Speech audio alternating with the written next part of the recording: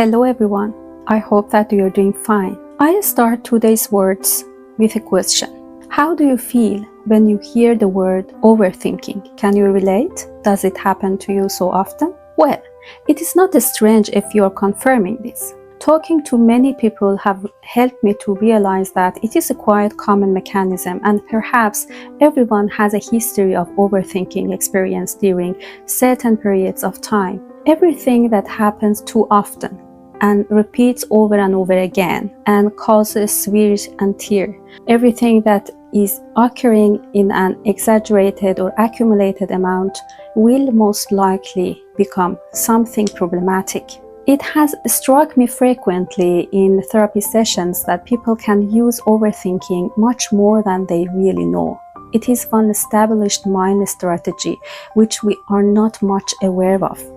We can end up in continuous negative circles of stress, concerns, tension, and worries by overthinking and internal dilemmas, which ruin our life moments and relationships.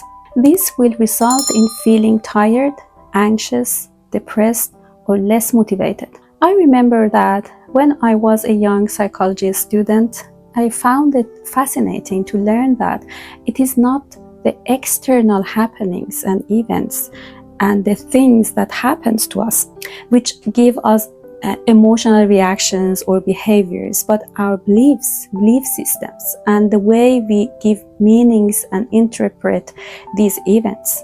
In particular, our irrational and somewhat destructive beliefs have a lot to say about our perceptions and so follow-on consequences and reactions at behavioral and emotional levels. This was the explanation that I felt that I needed by then. It made so much sense to me and gave me some sort of relief feeling, since I myself tended to overthink and make myself anxious about possible failures and consequences of not passing my exams, for example, or entering to higher education program as I wished, and so on. So I try to gradually make an awareness around these and take myself back to the so-called reality track by reminding myself every time I notice that I am on an overthinking track, to come back to presence and contacting with the reality of my life at that moment, that I was doing as good as I could and I tried my best to live a balanced life without excessive and unnecessary thoughts and concerns that I really didn't need as a young student. Having a tendency to think too much about small probabilities and overestimating risks of occurrence of adverse consequences will make us vulnerable to cognitive biases and becoming emotionally reactive. The more we overthink, the less we give ourselves opportunity to shift our attention inwards and see what is happening within us and our different parts of existence in our body, in our soul. In other words, overthinking is a thief of freedom of mind and inner peace. And this holds true for other coping mechanisms as well, I suppose, since they primarily emerge to help us by reducing ourselves, suppressing ourselves in different ways, and this mostly goes at the expense of our feelings and intuition and true self. If you are an overthinker, you may have figured that the more you give a space to your overthinking and rumination and go ahead with your concerns and perhaps catastrophic thoughts, the more materials and subjects you may find to become anxious or concerned about. It feels like this is a tunnel which has no end. It will give a domino effect of thoughts, a chain mechanism, a chain reaction. You may feel dwelling on something bad that may happen in the future, but if overthinking turns to becoming a habit which runs automatically inside you and will make you stuck in a situation, and then it will be a big problem, because negative and downward spiraling thoughts will lead to avoidance, avoiding other situations hesitations, getting stuck in dilemmas, and refusing unconsciously to consider and explore other situations that are more real, exploring other more real perspectives, and to expose yourself to new situations with different vibes and potential for change will scare you, since you are unconsciously trapped into some future or past oriented thoughts which are not necessarily in accord with the reality of your life, your present and current premises, your true self and desires, and your actual meanings. Overthinking can reduce our mind flexibility and our inner sense of balance, since because our mental energy and concentration resources will be mostly used by thoughts. For example, procrastination is also about getting stuck in a hindering mechanism that holds us back from tracking an action and fulfill our goals. You see, overthinking may fuel different ways of disconnection from healing energy and integration. Just existence and being part of life is worthwhile and blissful, but when we've unconsciously created a low quality life full of overthinking and worries, there will be scarce opportunities to experience that it will in fact go well and nothing catastrophic or bad will happen if we bring ourselves out of the negative loop of thoughts, stop it and take an action instead of going on a standby mode in our cognitions and thoughts always. Many of us can be successful, well-educated, socially competent people who tend to make simple facts and perhaps the whole life too complicated by overthinking and judging ourselves harshly. Thinking through several alternative scenarios of one situation can be sometimes not a bad strategy, especially in certain occasions when we plan to face a challenge or get prepared.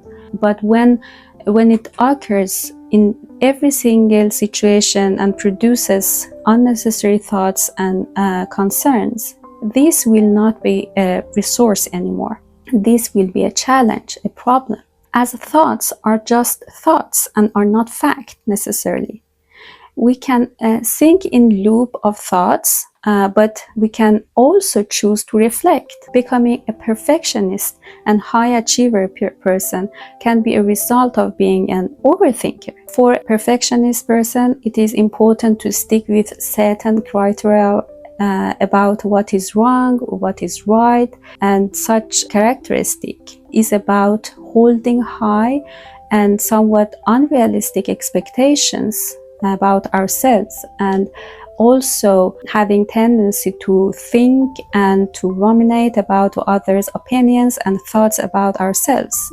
So it is like having the urge to have control all the time about everything that may happen to us, and doubting our capability to manage unexpected life events, and so worrying about things that are beyond our control. So sometimes overthinking makes our life so rigid and restricted, some areas, that we become at some point dependent on being able to predict, speculate, evaluate, and estimate in advance. And to feed this need, we need to provide ourselves with more and more information and knowledge. But the thing is that the world is full of diverse information all the time, sometimes counterfactual and uncountable information. We have to learn to filter absorbing input and all input and only relate us to some information which really need at every single situation. Otherwise, we get overwhelmed and fuel the overthinking mechanism more and more. Somebody tends to replay and go through a conversation over and over to check out if he has ruffled some feathers, said or did something wrong, or gave a bad or insufficient picture of himself to other people. So you may relate to this one. I choose to put, reflection on the opposite side of thought spectrum. Imagine that you are stuck in your overthinking chain and being sent to constantly coming new thoughts, and try to see yourself from distance for a second. What do you see? How do you feel about that person? Do you feel empathy? Do you want to help her or him? Acknowledgement and reflection can be a way to start helping the person you get this image of. We must recognize that these thoughts are there and they come up constantly of some reason. They must have a function. They are for sure delivering a service. We might find it difficult to figure out and understand. But in many cases in psychotherapy, I, together with my clients, did realize that their function is actually to protect us, is protection. Overthinking might be a protective mechanism that was triggered when we needed not to be in our bodies, when we felt that it was not safe enough to be connected, integrated, and not in touch with action. So we were instead in touch with inaction and with pauses and with frozen energy. And that inaction was maybe a better option to serve at that time. Perhaps it was safer and much more possible to survive if you could switch off parts of yourselves that contributed to make the whole you so cohesive, connected, and emotionally available to or decisive. Perhaps you had to go to your thoughts to ruminate, go forth and back in your thoughts and consider every single scenario of potential danger and consequent stress and tension related to that. If so, this strategy has been important and has helped you throughout life. We must see and acknowledge the thought strategy that intends to keep us safe and prepare us for an unknown future. Just recognizing and observing them will help us to make a distance from them.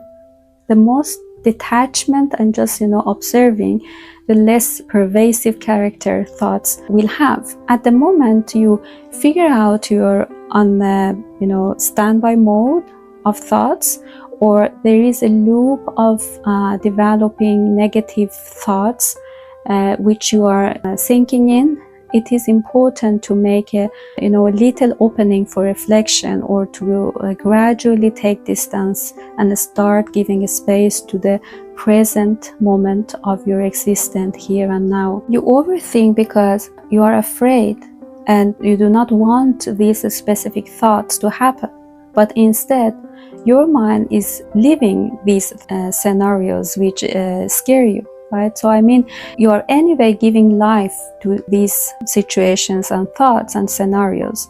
This makes a dissonance in your mind, because when we cultivate and ruminate thoughts over and over again, we are actually giving them a credit, power. We are confirming that they are reliable, and so our mind, our brain start to trust them and consider them as real. Also, they are not real. And according to the sense of presence moment, they are not actually real and existing. So the way out of overthinking goes through reflection and acceptance of ourselves, and starting to make peace with the fact that we can make mistakes, and we should be comfortable with making imperfect and literally wrong decisions. Humans learn by experiencing and doing, and making mistakes are natural parts of our process of development and functioning. So the power and freedom lies in letting it go, learning into trust and processes embedded in your soul and presence, and releasing control and becoming generous and compassionate with yourself. Try to figure your overthinking habit patterns, and when and how it is actually triggered, then start to observe the thoughts and make a habit of self-awareness gradually. At the moment of awareness, then we are capable to make a distance, and there lies opportunity for reflection and consideration and construction.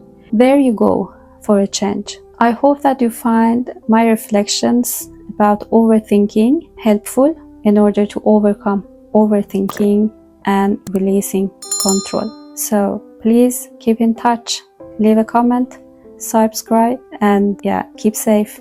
We will connect next time. Thank you.